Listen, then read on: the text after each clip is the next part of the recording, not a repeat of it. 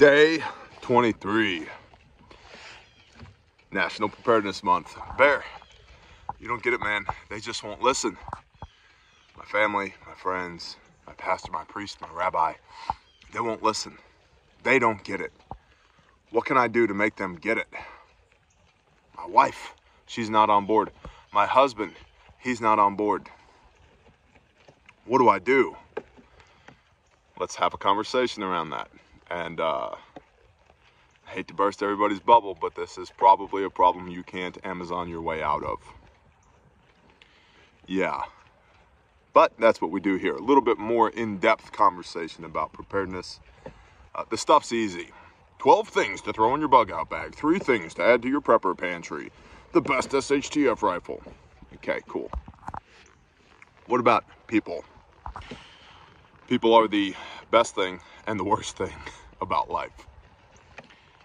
The most challenging, the most rewarding thing about life is the relationships that you have with people.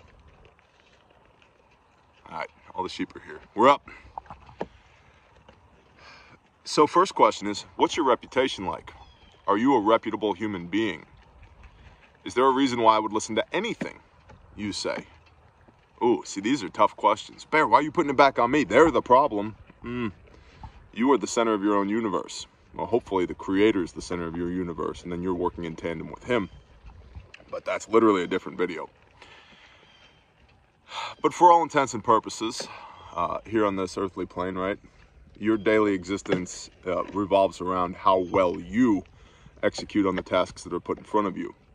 What's your reputation like? Have you cried wolf so many times before that people won't listen to you anymore?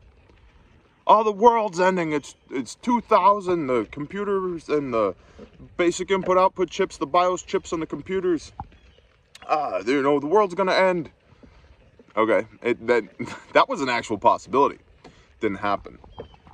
And then September 11th, 2001, right? Oh, it's the global cabal and the Bushes and Building 7. I know, Building 7, for sure, right? For real. Okay, but did you scream about that 2008 financial crisis? Oh my gosh, and did you see what the CIA is doing in Afghanistan? Yep, we all saw it. We saw that. Obama is Satan. Obama is Satan. Okay, cool. Right, you see what I mean here? At what point do people just start tuning you out because everything you have to say is crazy talk? What's your reputation? Also getting back to reputation, here's a handful of examples. I don't take financial advice from broke people.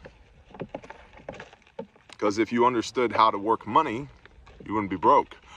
Ow! Oh, Bear. Oh, you hit me right in the feels. Yeah, it's a fact. I don't take financial advice from broke people. I don't take business advice from people that don't run businesses. Because they don't know. Good idea fairy stuff. Hey man, you know what you should do is? You know what you should do? Good ideas are worth nothing. Nothing. The value's not in the idea, the value's in the execution. Just because you had a great idea, you might have even patented it. Very rarely do those patents get bought by somebody who's going to execute on your good idea. I've had 100 good ideas this morning. It's not the good idea that has value, it's the execution on the good idea that has value. And even then, if you execute poorly, there's no inherent value in the idea. Or you learn in the execution that this wasn't a good idea. It seemed like a good idea, but it's not actually a good idea. So I don't take business advice from people that don't have businesses. I don't take marriage advice from single people. Yeah. I don't take marriage advice from single people. So, what's your reputation? Are you meeting people where they're at? Are you actually trying to help them? Or are you trying to help you? Because it would be really great if we could recruit Bill. You know, Bill is a former Special Forces 18 Delta. Man, he could do everything from work on goat's hooves all the way up to birthing babies, man. Like, and gunshot wounds, Bill's got it, no big deal. First of all, does he? Do you understand the capabilities that Bill actually has? Second of all, are you in this for Bill or are you in this for you? Ooh, ow, Bear, you just hurt me. You just hurt me so much today. So what are your motivations? Are you actually trying to build a strong team for everybody or build a strong team for you? Yeah, Because there's a lot of fantasy in preparedness, right? 12 types of people you need on your SHTF team. Okay, well, this isn't Dungeons and Dragons, okay? This isn't World of Warcraft. Okay, we're gonna need a tank, and we're gonna need some DPS, and we're gonna need a healer. Like, it's not how this works, all right? It's life, it's people, it's real life, okay? You're not gonna get a purple loot drop from, you know, whoever, the Mage King or what, like, grow up. Doesn't work that way. Next, how's your leadership capital? Ooh, how's your leadership capital? Not my phrase. First heard this term from Jocko Willink. Echelon front, origin, extreme ownership, Jocko Willink, and Leif Babin. Everybody forgets about Leif. Leif's a good guy. How's your leadership capital? Because even if you have a good reputation and you have a good group of people around you, do you have the leadership capital? For example, we'll take my wife. I want to do something with my wife, right? Hey, I need some buy-in from her. Hey, babe, I think we should do this. Does she want to hear any good ideas from me if I haven't done my chores today? If I haven't spent time with her today? If I haven't spent time with my kids today? If I'm not showing up meaningfully in our relationship on the little stuff, and it's super important, but it's the stuff that seems little, the minutia, right? If I'm not showing up for that, if I don't have the leadership capital in my home to ask of my wife her involvement in this thing, whatever it might be, she's not going to listen. Babe, we really need to get prepared. I don't care. There's dishes in the sink. Right? Well, Bear, I don't do the dishes in my house. What are you, some kind of simp? I do the dishes occasionally. You know why? Because sometimes my wife doesn't have the bandwidth because she's busy being badass on other things, and she's my rib. I love her. And so I'm going to help her. Leadership capital. So that when I do have an ask, right, go read Jab, Jab, Jab, Right Hook by Gary Vaynerchuk. Homework, Bear Nation. Jab, Jab, Jab, Right Hook by Gary Vaynerchuk. If you're going to make that right hook with people, you better be good at the jab first, okay? Leadership capital. You can't make big asks of people if you don't already have a meaningful relationship with them, and if you're not already showing up in that relationship on the little stuff, right? I don't want to go do big stuff with you if we don't have context in the little stuff, right? This is a trust issue, which again comes back to reputation. What kind of reputation do you have with people? Do you have the leadership capital in your home, in your sphere of influence, your mag, your team, your tribe, your community assistance group, your church, whatever it might be? Or don't you? It's a yes or no question. And if the answer is no, I don't, start plugging in. Start plugging in your home. Start plugging in your mag. Start plugging in your tribe. Start plugging in your church. Be trustworthy. Speak truth. And now all of a sudden people go, you know, Thomas over here, I wasn't really sure about that guy. But man, Sunday mornings, he's one of the first guys through the door. He's helping with the setup team. He's over there plugging in microphones for the worship team. You know, he fired up the coffee bar, whatever. Like, pick your context, whatever it might be. So Thomas is now building leadership capital. So that when Thomas goes to the eldership and says, hey, I have a concern. Like, all right, we're willing to listen. And now, sales pitch. And guys, understand, I'm a capitalist. I run businesses, all right? Sales pitch. Make a good sales pitch. I think that we should do X. And here's why X is going to help you. Not necessarily help me. It will, but that's not the sales pitch.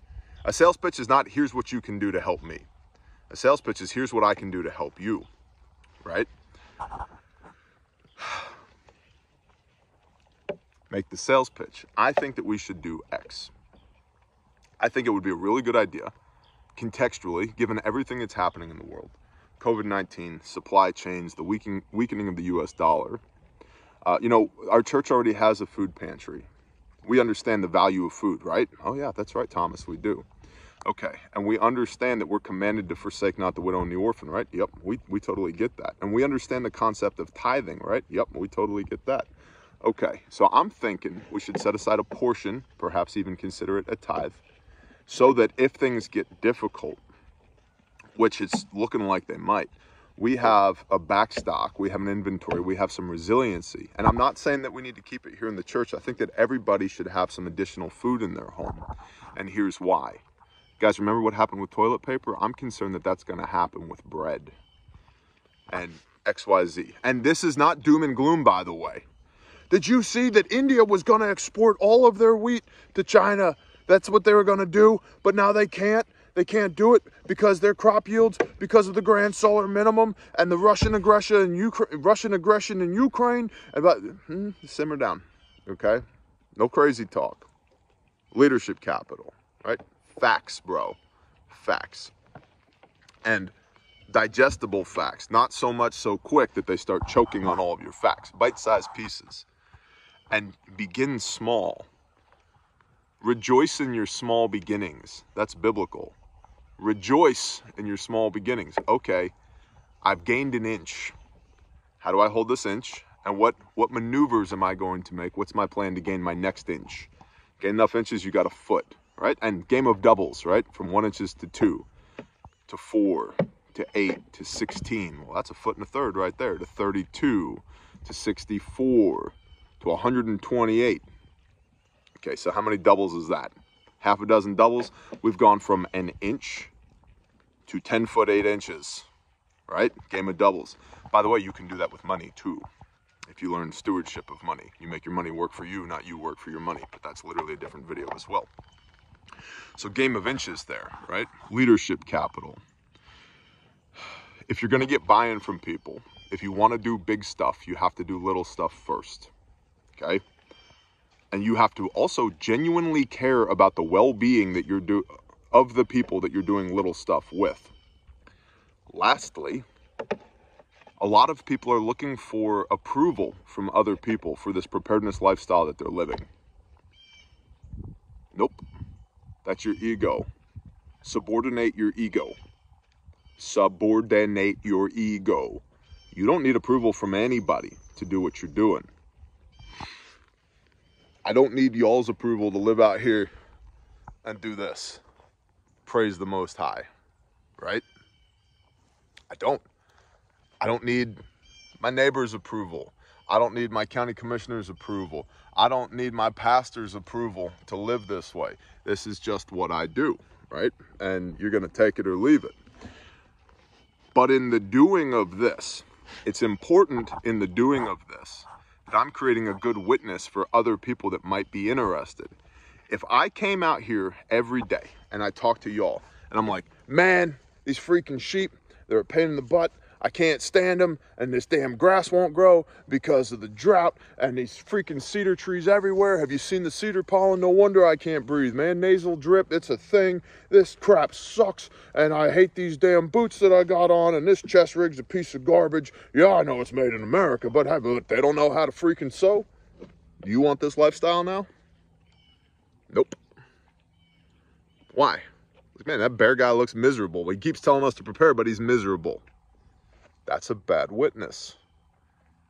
That's a bad witness. I see people that come up to me all the time. I was just talking about this last night on the Patreon Thursday live stream. People come up to me all the time and they assume because I'm a big dude with a beard covered in tattoos that I'm a heathen. Just like some of y'all have done because you don't have context on me yet. You haven't done your homework yet. They assume I'm a heathen. And they go, brother, I'd like to tell you about the love and glory of Jesus Christ. And I'm like, I'm listening. Send it. And then they start evangelizing. And I got to be honest, some of these people I'm thinking, man, if this is the witness that you're giving to people, why would they even listen to a word you've got to say? I don't want to be you. You seem kind of miserable. If this is the good news, if this is the gospel, if this is the best thing that's ever been, and you're miserable, why do I want some of that? Right? Now, on the other hand, contextually, good on them for sharing the word, right? Like, I'm all for that. And some people are called to evangelize and good on them. That's awesome. But think about the witness that you're presenting to the people that you're interacting with. If you're miserable and you're trying to get them to join you, their thought is going to be, I don't want to be miserable. I don't want to do that. If you're scared, I don't want to be scared. Why would I want to join with you? That seems dumb. No wonder they keep the blinders on.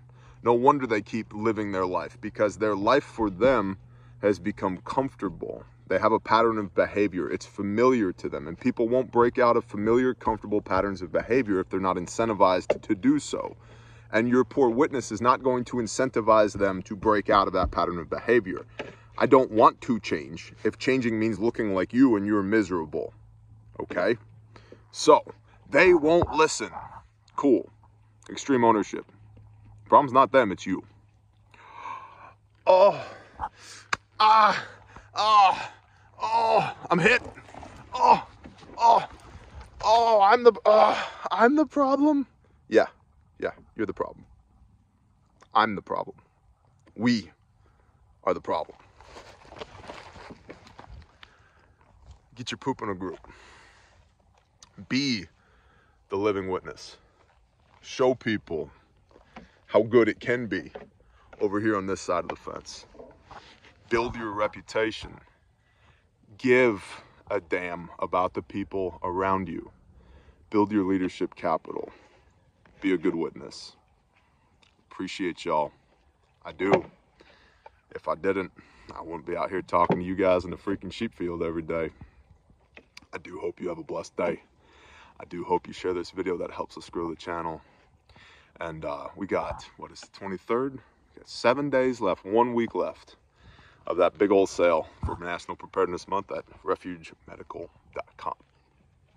I will roll that beautiful beam footage. Y'all have a blessed day. Shalom.